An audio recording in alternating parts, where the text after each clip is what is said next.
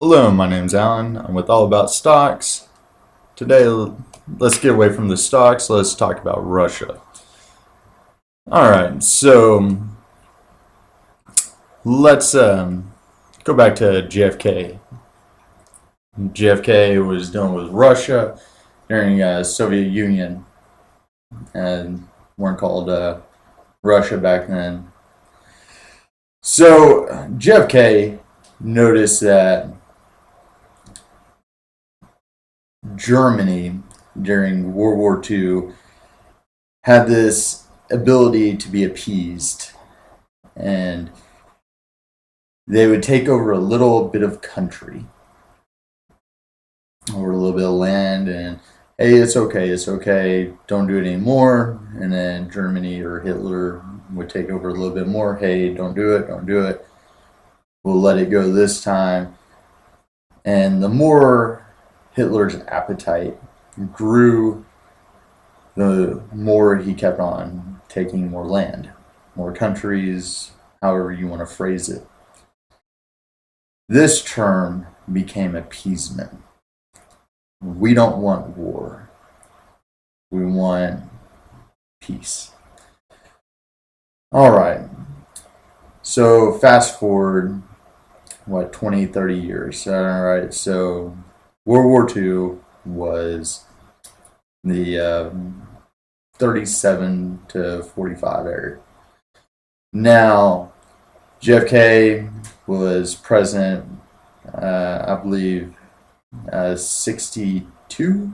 I'm not quite sure. I'm in 66, somewhere around there. Now, that's not quite the point. I'm sure someone's going to correct me. Now, the thing about appeasement is if you keep on appeasing an aggressor, they're going to keep on asking for more. And Biden is not stopping. Biden is not putting in sanctions. He's not just, hey, Putin, enough's enough. Here's the line in the sand. I bring all this up. And give me 1 second. All right, so we have the Secretary of State. And I'm going to play a little clip.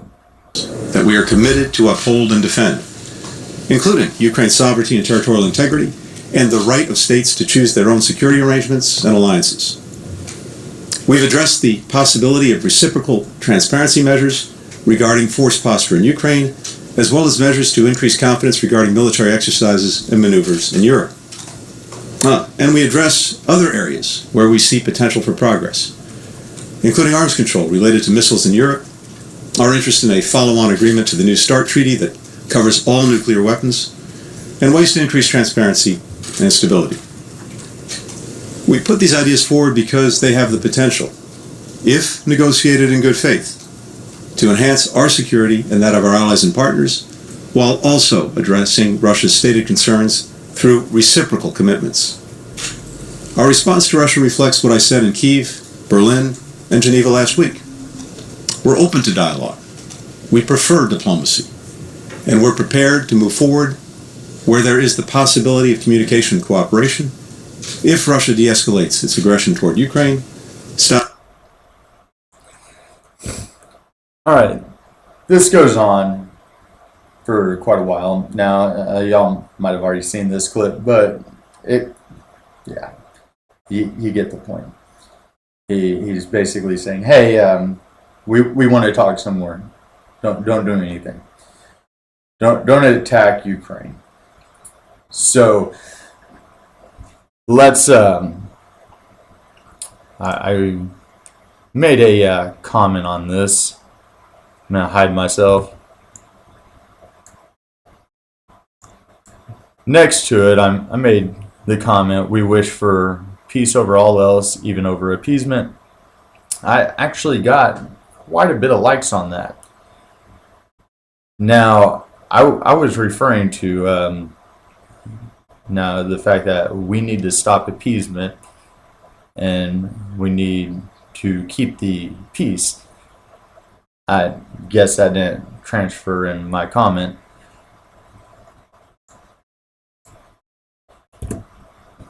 However, now I guess the question everyone's wanting to know is Russia going to invade Ukraine? Well, I'm probably not the person to answer that question.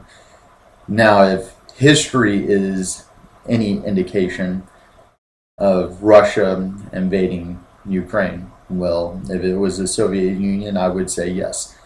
If it was Germany, I'd say yes. Putin is trying to stay in power. Putin, he's actually pretty smart.